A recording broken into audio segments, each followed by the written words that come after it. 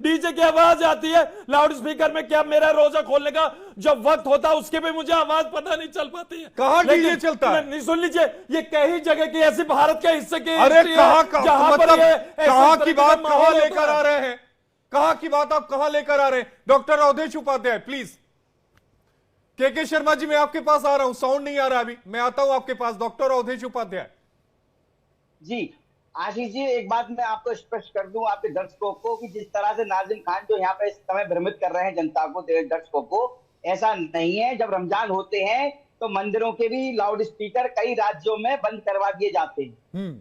पहले यूपी का भी यही हाल था, पहले यूपी का भी यही हाल था, सब जानते, बहुत अच्छी तरह से नाजिम खान भी जानते होंगे। ये बार बार अजान की बात कर रहे हैं, अजान से किसी को आपत्ति नहीं है, मस्जिद से किसी को आपत्ति नहीं है, लेकिन आपत्ति केवल इस चीज से है जब स्कूल में जब देश का भविष्य है, देश के भविष्य के साथ हम लोग जब अजान होती है उससे परेशानी हो रही है लोगों को। अरे नाजिम खान शर्म आनी चाहिए भाई, उसमें हर तरह का बच्चा पढ़ता है, हर धर्म का बच्चा पढ़ता है उसमें।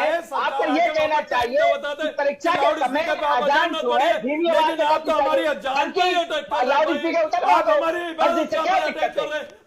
अरे इबादत गाह पर कहां अटैक कर रहे हैं? अरे हाजिम नाजिम खान, अरे अरे ऐसा मत बोलिए, ये शब्दों का इस्तेमाल मत करिए, आप जनता को भ्रमित मत करिए।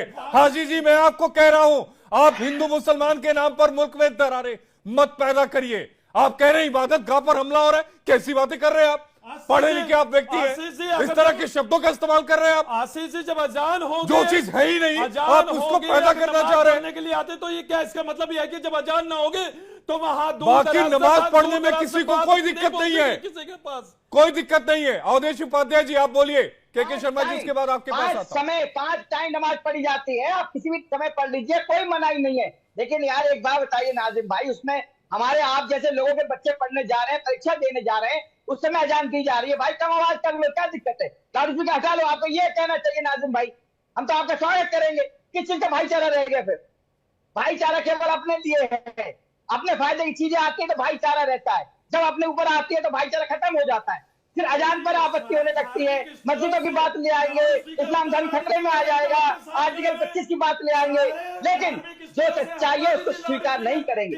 यही है हकीकत। आप सच्चाई को स्वीकार करना सीखिए। आप बहुत विद्वान प्रवक्ता हैं, आप ऐसी बात करेंगे तो शोभा नहीं देगा आपको। जो लाउड स्पीकर में हो रही है सिर्फ उससे दिक्कत है। मैं तो ये कहता हूँ भाई, जितने भी भारत अरे दिक्कत नहीं होनी चाहिए, आपको ये कहना चाहिए जहाँ पर इंसानों को दिक्कत हो रही है संदेश देना चाहिए भाई, हटवा दीजिए। हम मना नहीं कर रहे, हम तो कहते हैं कि हटवा दीजिए। तो पहल कर रहे हैं आप भारत के सारे धार्मिक स्थलों से स्कूल में भैया सरस्वती का मंदिर होता है, मस्जिद को निशान पे है, यहाँ पर जो मस्जिद के आगे से अजान पड़ी जा रही है उससे दिक्कत है आप लोगों को कि लाउड स्पीकर से अजान पड़ रहे हैं। अरे भाई, अगर आपको ये लगता है कि लाउड स्पीकर से अजान पड़ी जा रही है तो आप लाउड स्पीकर बिल्कुल हटवा दीजिए, हमें कोई दिक्कत नहीं है। हम तो अजान में ऐसे भी पढ़ लेंगे भाई। अगर हमने अजान में पढ़ा कि अल्लाहू अकबर अल्लाहू अकबर, तो हमारी आवाज तो अल्लाह के रहमो करम से सब तक अरे भाई अल्लाह के लाउड स्पीकर हटवा दीजिए भाई। आपकी अपनी सरकार है,